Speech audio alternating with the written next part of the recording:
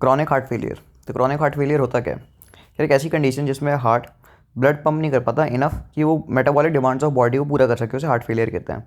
अब इसको हम कंजेस्टिव हार्ट फेलियर भी कह देते हैं क्योंकि लंग्स का कंजेशन करवा देता है, ये हम आगे देखेंगे। अब कार्डियक जब भी कम कॉम्प्रोमाइज़ होगा तो बॉडी ऐसे तो छोड़ेगी नहीं, तो बॉडी भी बहुत सारी चीज़ें करती है। सबसे पहले बॉडी क्या करती है? फ्रैंक स्टार्लिंग मैकेनिज्म करती है। इससे क्या हो जाता है? ये क्या कर देती है? हार्ट के अंदर जो वॉल्यूम फिलिंग है ना उसको बढ़ा देती है, इस वजह से हार्ट डायलेट कर जाता है। और दूसरा काम ये क्या करती है? जो एक्टिन मायोसाइटिक क्रॉस ब्रिजिंग फॉर्मेशन है उसको और ज़्यादा स्ट्रॉन्ग कर देती है और जो बढ़ा देती है, जिसकी वजह से क्या होता है? फोर्स ऑफ कॉन्ट्रैक्शन बढ़ जाती है। अब क्या हो गया? हार्ट के अंदर ब्लड भी ज़्यादा है और फोर्स ऑफ कॉन्ट्रैक्शन भी बढ़ गई, तो स्ट्रोक वॉल्यूम अपने आप बढ़ जाएगी। तो एक तो ये होता है काउंटर करने का मैकेनिज्म। दूसरा होता है activation of neuro hormonal system. इसमें क्या करता है ये? नॉरएपिनेफ्रिन का रिलीज करवाएगा, नॉरएपिनेफ्रिन का रिलीज करवाएगा, जिससे क्या होगा? हार्ट रेट बढ़ जाएगा, फोर्स ऑफ कॉन्ट्रैक्शन बढ़ जाएगा। दूसरा रास का एक्टिवेशन करवाएगा, इससे ब्लड वॉल्यूम बढ़ जाएगा। एक तीसरा एएनएफ का रिलीज करवाएगा, जिससे क्या हो जाएगा? ताकि रास का काउंटर हो सके कि ज़्यादा ब्लड वॉल्यूम भी ना इंक्रीज हो जाए। और एक और तीसरी चीज़ मायोकार्डियल अडेप्टेशन। इसमें क्या होता है? कार्डियक हाइपरट्रोफी हो जाती है, जिससे फोर्स ऑफ कॉन्ट्रैक्शन इंक्रीज हो जाएगा। अब दूसरी चीज़ देखते हैं हम कि हार्ट फेलियर में होता क्या क्या है। Heart failure diastolic systolic dysfunction भी की वजह से भी हो सकता है, डायस्टोलिक डिस्फंक्शन की वजह से भी हो सकता है। सिस्टोलिक की वजह से होगा तो क्या हो जाएगा? इजेक्शन फ्रैक्शन कम हो जाएगा, ठीक है। और डायस्टोलिक की वजह से क्या होगा तो क्या होगा? हार्ट की फीलिंग नहीं हो पाएगी, हार्ट की फीलिंग नहीं हो, मतलब हार्ट रिलैक्स नहीं हो पाएगा तो फीलिंग नहीं हो पाएगी। तो उसकी रीज़न क्या क्या है? अब ये है कि जो हार्ट है, हार्ट का इजेक्शन फ्रैक्शन कम हो गया है ना, तो इसका क्या क्या मतलब हो सकता है? या तो हार्ट की हाइपरटेंशन, अगर मान लो बॉडी में हाइपरटेंशन है तो क्या हो गया?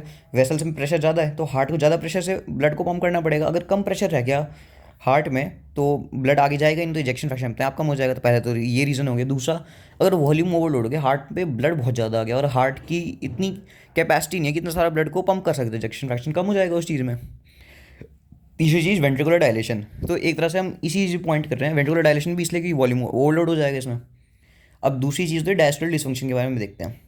डायस्टोलिक डिसफंक्शन क्या क्या रीज़न हो सकता है? मान लो अगर लेफ्ट वेंट्रिकल की हाइपरट्रोफी हो गई तो ल्यूमन में जो चेंबर का साइज़ है वो कम हो गया, तो फिलिंग नहीं हो पाएगी पूरी, तो ये रीज़न हो गया। दूसरा, अगर मान लो फाइब्रोसिस हो गया इंटेस्टिशियम का तो हार्ट डायलेट नहीं हो पाएगा। अब ना हम देखते हैं, अब ये तो क्या हार्ट फेलियर के क्या क्या किस वजह से हो सकता है। अब हम देखते हैं एक एक और बेसिक चीज़ है कार्डियक हाइपरट्रोफी।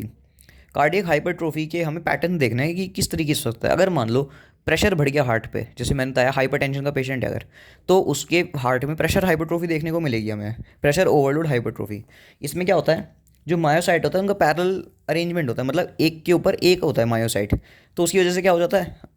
जो थिकनेस है मसल की वो बढ़ जाएगी, तो इससे क्या हो जाएगा? वॉल की थिकनेस बढ़ जाएगी, इसे कहते हैं पैरेलल हाइपरट्रोफी भी कह देते हैं इसे। दूसरा होता है वॉल्यूम ओवरलोड हाइपरट्रोफी। इसमें क्या होता है? सीरीज़ में लगी होती है जो मायोसाइट का नंबर है वो सीरीज़ में इंक्रीज़ होता है, जिसकी वजह से क्या होता है? हार्ट डायलेट हो जाता है, ठीक है। और अब ये है कि मान लो किसी का डायलेटेड हार्ट है, ठीक है।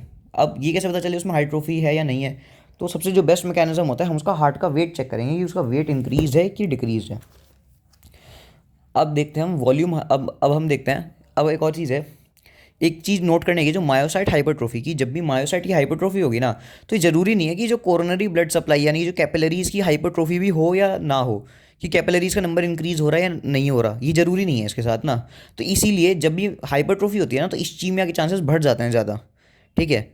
और एक और चीज़, मायोसाइट के ज़्यादातर मायोसाइट के साथ इंटरस्टिशियल फाइब्रोसिस भी होता ही है, तो इसी की वजह से जब भी मायोसाइट हाइपरट्रोफी हो तो हो सकता है कि डायस्टोलिक फिलिंग में भी दिक्कत आए, ठीक है। अब एक और चीज़ कि अगर कोई हाइपरट्रोफीड हार्ट है ना, अब हाइपरट्रोफी कैसे हो रही है मायोसाइट की, तो क्या आ रहा है? ये कह रहा है कि इसमें कुछ जीन्स होते हैं जो एक्टिवेट हो जाते हैं, जैसे JUNMYC और FOS। और एक और चीज़, बल्कि जो जीन्स फीटल स्टेट पे आए थे फॉर डेवलपिंग हार्ट, वो भी एक्टिवेट हो जाते हैं बल्कि, ठीक है। और एक और चीज़ कि जो हार्ट है ना, कितना ज़्यादा हाइपरट्रोफी हुआ है, कितना एट्रोफी हुआ है, उसका हम डिग्री ऑफ डिसफंक्शन से कोई एसोसिएशन नहीं है, ठीक है। अब हम देखते हैं एक एक हार्ट फेलियर, एक पेशेंट है जिसको हार्ट फेलियर आया है, उसके हार्ट की क्या कंडीशन रहती है। तो हम देखते हैं वो डायलेटेड होता है और थिन वॉल्ड होता है, ठीक है। अब वो थिन वॉल्ड क्यों होता है? वो थिन वॉल्ड इसलिए होता है क्योंकि इस्चीमिया हुआ होगा उसमें, उसकी वजह से क्या हो गया? मायोसाइटिस डेथ हुई होगी, इसलिए वो थिन वॉल्ड हो जाता है। अब हिस्टो देखते हैं अगर हम ऐसे हार्ट की, तो हमें क्या दिखेगा? हमें पूरे हार्ट हमें पैची मायोसाइट हाइपरट्रोफी दिखेगी, हमें variable degree of myocyte hypertrophy दिखेगी पूरे हार्ट में। हमें ऐसा नहीं दिखेगा कि पूरे हार्ट में हाइपरट्रोफी हो रखी है, क्योंकि बहुत सारा पार्ट तो इस चीज में हमें ख़त्म भी हो जाएगा, तो हमें थोड़े थोड़े इंटरवल्स में मायोसाइटिक हाइपरट्रोफी दिखाई देगी। और हमें इंटरस्टिशियल फाइब्रोसिस भी दिखाई देगी। फाइब्रोसिस इसलिए क्योंकि जहाँ से मायोसाइट मर गए वहाँ से स्कार बन जाएगा, इसलिए फाइब्रोसिस। और अब देखते हैं, अब क्रॉनिक हार्ट फेलियर में, अब क्रॉनिक हार्ट फेलियर भी दो तरह का होता है, या तो लेफ्ट साइड होगा या राइट साइडेड होगा, ठीक है। और इसमें होता क्या है, लास्ट में जो एंड स्टेज है ना डेथ की, वो ज़्यादातर इस्कीमिया हो जाता है असल में, ये होता है। अब लेफ्ट साइड और राइट साइड हम नेक्स्ट वीडियो में पढ़ेंगे।